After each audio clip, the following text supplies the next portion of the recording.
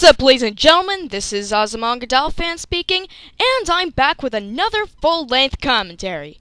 Yeah, it has been a while since I made one of these things, hasn't it? Well, luckily for you, I found a video that's rather interesting. What am I talking about exactly? Well, the video I'm referring to is a rant made by Kimberly Stewart about customers that annoy her. Now, while this isn't the worst video I've commentated on so far, it's still quite bad. The best way I can describe this video is just imagine Cooper Perfect 9's blue hair video if she did it in an overreacting blogger style and had an Australian accent. Well, without further ado, let's jump right in. Number 2. When customers abuse you for things or machines that aren't working. That's annoying, because I don't purposely come to work and be like, I'm gonna break that Sunday machine today because all I want is customers to abuse me for it. I mean, if you want your fucking ice cream so bad, come in and fix the machine you fucking self, otherwise shut the fuck up. Okay? Simple. Okay, so your counter-argument to the customer's abuse in this situation is to tell them to fix the broken machinery themselves, whether they're qualified to or not? Well, first off, if the machinery is broken, then there should have been an out-of-order sign on it to begin with.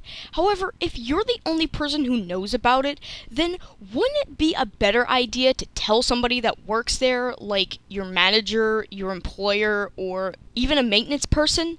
And for frozen Coke machines, yes. As you know, Hungry Jack's does $1 frozen Cokes, and Macca's has also started doing $1 frozen Cokes. Okay, so I have to tell this to every single one of my friends because they don't understand. Okay, so frozen Coke machine. Yeah, sometimes it's out of order. Not all the time it's out of order, actually, to be honest. Like majority of the time that I work, I'd say about 98% of the time that I work, the frozen Coke machine is working. So I don't know where they get their estimates from. But anyway, if someone comes in and orders 30 frozen Cokes, the machine's going to shut down after those frozen Cokes. What? Are you kidding me? Who is going to order 30 frozen Cokes at once? Unless your customer is a munchlax, then I don't see that situation happening anytime soon. Number 3.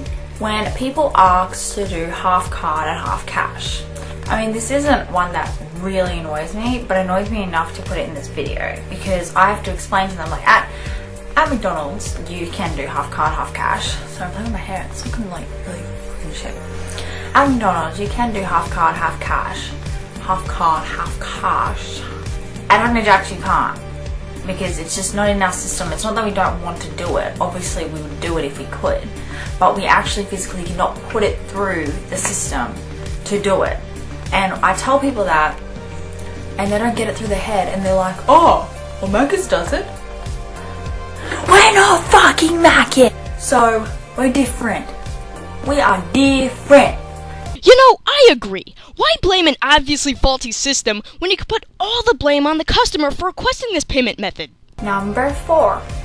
When you go to the registers and you're like, hey, can I help you? And they're like, yep, yep, yep. And then they order what they want.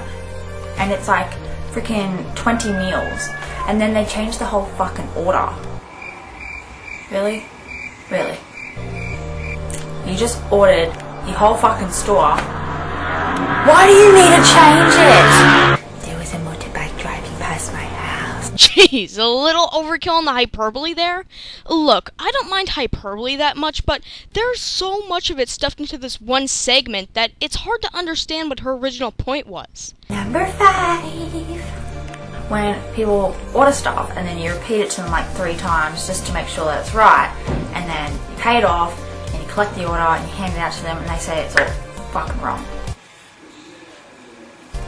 What were you doing when I was just repeating your order to you fucking 3 times?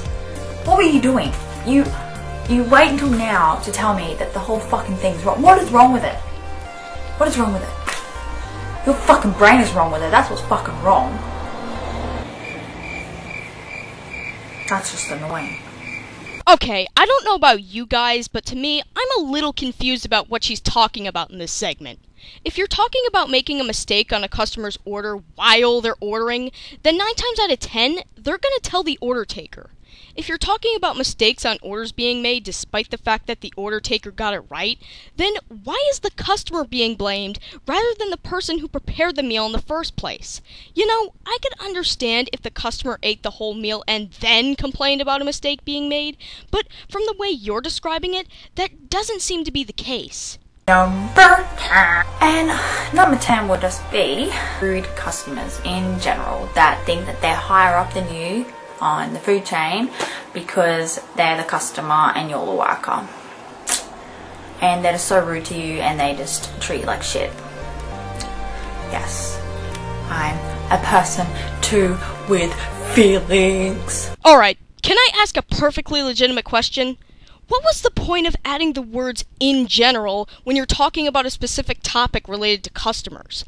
Wouldn't it have been easier just to say customers who don't respect workers?